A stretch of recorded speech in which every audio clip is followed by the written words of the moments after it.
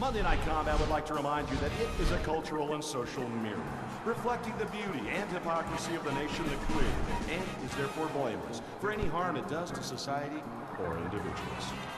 And remember, kids, tricks are for kids. Hey, welcome back to another YouTube Monday Night Combat upload, brought to you by your friendly neighborhood Strider. And today I'm going to talk to you about specific pro versus pro matchups with the Assassin. Knowing how to deal with pros is step one in knowing what to do for your Assassin job, daily duties. Oh man, I mangled that sentence. But I'm not going to do it over.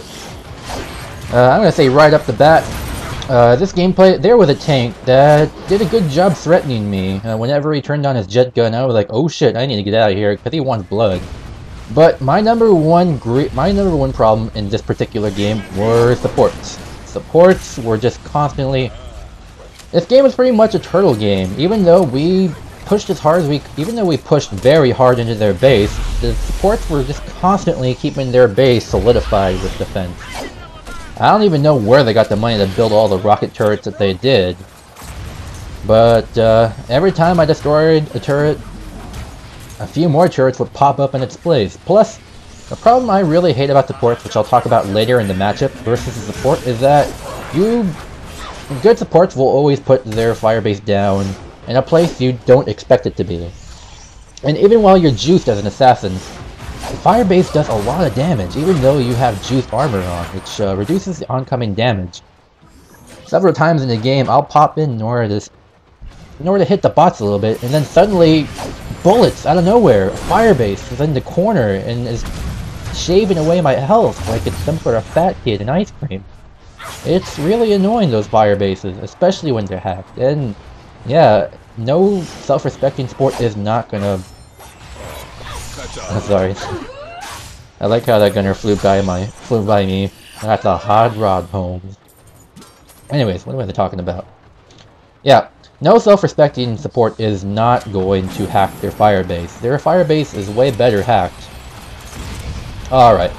So first, let's talk about the most obvious. Let's talk about assault. Assassin versus assault. Frontwards and backwards. In the front, you should not be messing with the assault.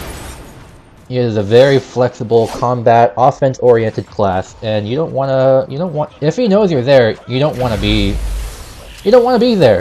If he thinks you're there, don't be there. If he still thinks you're there, well, hopefully that means you're gone. Now, from behind, if the assault is unaware, it's a good idea to carefully gauge what the assault is doing. If he's bunny hopping, then you obviously have to choose your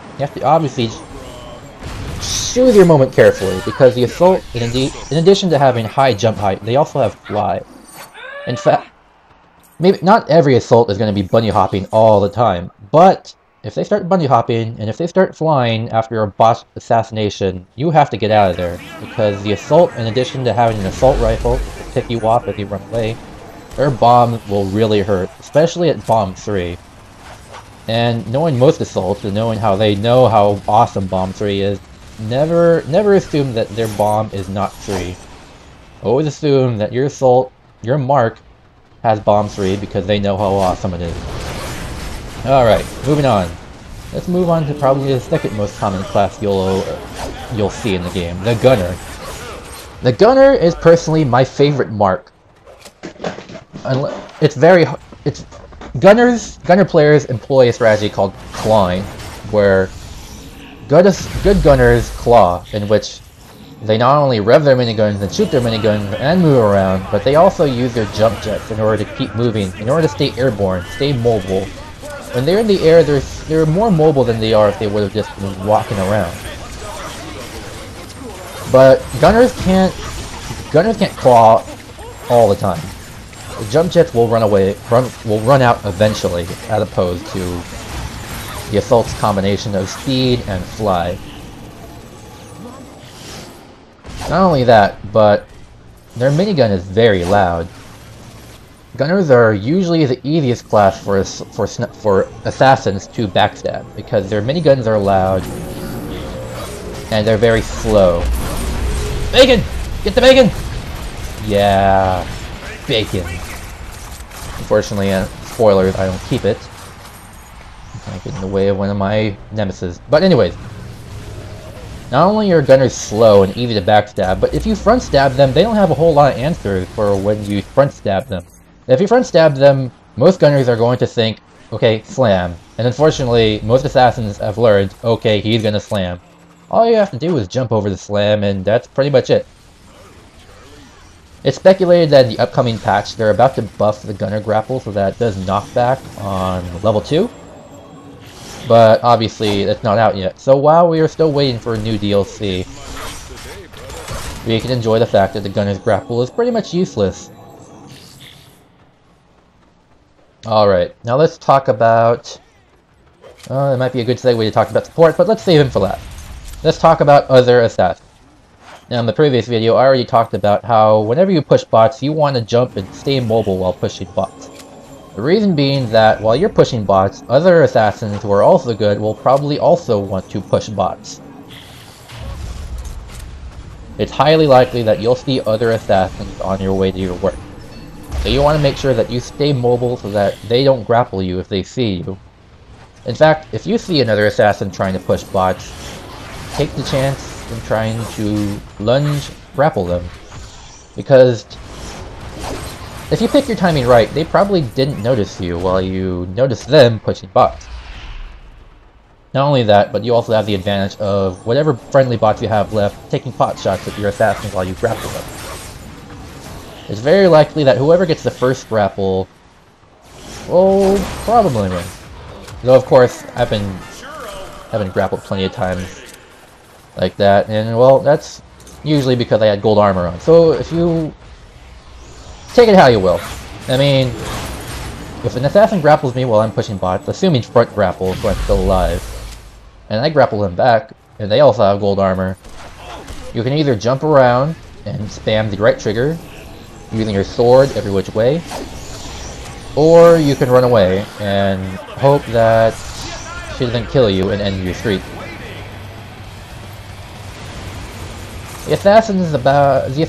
Finding another assassin is pretty much a clusterfuck, and it's a very messy situation that I personally don't like getting involved in.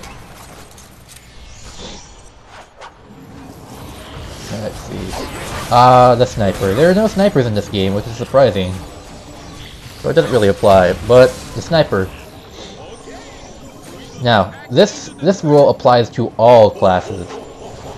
Always drop your cloak when you're going for an assassination.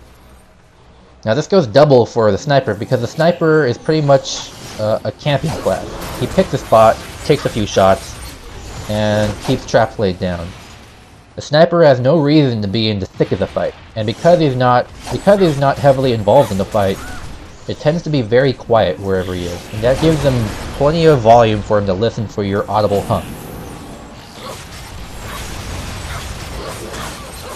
So always consider that right outside lunge range, you want to drop your cloak.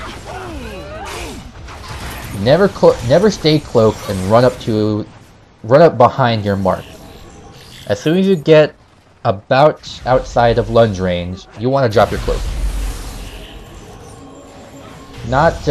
Don't just let your cloak break with the lunge, but drop your cloak before the lunge. That way you know that they probably did not hear you. Now another thing to keep in mind for the sniper, in addition to dropping your cloak, because of how quiet it probably is, it's pretty much experience. Experience meaning to watch for traps. If you approach a sniper, your number one assumption is he has traps nearby. Always assume he has traps nearby. Watch the ground for... This was depressing. That tank totally charged the assault, and he had charge 3, and I was just caught in the crossfire. And I lost Bacon, because of his Death Blossom. I lost Bacon. Alright. Now, snipers. Always assume sniper has a traps around him. Always watch out for opposite team colored gadgets on the ground nearby. And also keep track of the sound they make. The sound of sniper traps is kind of this low hum. It's kind of if I had to compare it the sound of a sniper trap when you're nearby kind of sounds like a radiator or something like that. Very low mechanical kind of hum.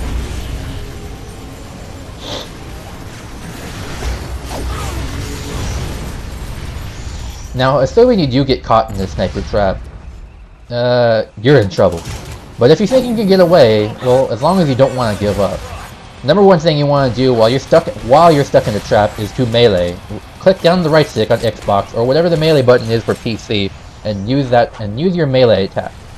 The assassin is the only class that has a different melee compared to the rest of the classes. All the other classes will whack the enemy with their weapon, a melee attack. But since the assassin is essentially a melee-based class, in other words, hitting things with a weapon, the assassin's melee is actually a very fancy kick. In fact, she has two different melee attacks. She has an overhead kick, and she has a flourish kick, where she kind of spins her entire body outward. If you have gold armor, a sniper needs 3 body shots, assuming you're at full health. If they can get a headshot on you, that's bad news. But using your special melee, you can at least prevent a headshot and hopefully get away. By the time the ice breaks and they realize that they can't get a body shot, hopefully they won't have their SMG out to finish you off. Oh, this is gonna be pretty cool. 1, 2, 3, 4. Oh wait, 3, 4. Round the horn. Awesome. That fire base was like honey to them, and they're all gathered up at just the right time. Round the horn, baby. I also have a 5 kill. Round the horn is 4 kill, multi-kill, and 5 is... what is it again? Not all-time great. 5 time. I have the 5-time tag, and I was very proud of that moment. Okay, anyways. Tanks. Tanks, you pretty much never deal with them. If I wanted to save time, it's pretty much don't mess with tanks. Even if you're behind them, you have to gauge them carefully. Sometimes a lunge grapple will take care of them, but don't quote me on that, because every time I tried that, I managed to kill the tank. And I don't know what endorsement build they were building. If they were using silver, it's entirely possible that they weren't using... It's entirely possible that the tank I've killed by doing a lunge back grapple weren't even using any armor endorsements. It's hard to believe because armor is such an important endorsement, but I don't know. If you think the tank has no armor, even with no armor they're a problem. Always make sure that if you're gonna go for assassination on a grapple, always make sure it's from behind and it's a lunge grapple. Even a normal grapple by itself won't guarantee a kill on a tank. And right there. Firebase. Firebase. Example of firebases. Firebase. The assassin has no idea the firebase is there. Goes in. Hit the bots, and then suddenly half our health is gone. Jesus Christ. Oh, right. Sorry about that. I was talking about the tank. Right there. The tank knew I was there. So I backed off. A good way to deal with a tank, especially to annoy it, is to use your shuriken launcher. Even if this tank decided to get out the railgun, the assassin is a little too mobile for you to hit consistently with the railgun. I don't know what that guy was thinking. Now remember, if the tank has charge 3, you have to be very careful, because Charge and Death Blossom is pretty much a recipe for an instant kill. On any class, it is an instant kill. If his jet gun gauge is full. Hey, normally you shoot somebody, you're lucky if you get $3 out of the deal. Bullseye's got cash to burn. Get him! Pretty much the rule of thumb is never mess with a tank unless you know he's distracted or weakened.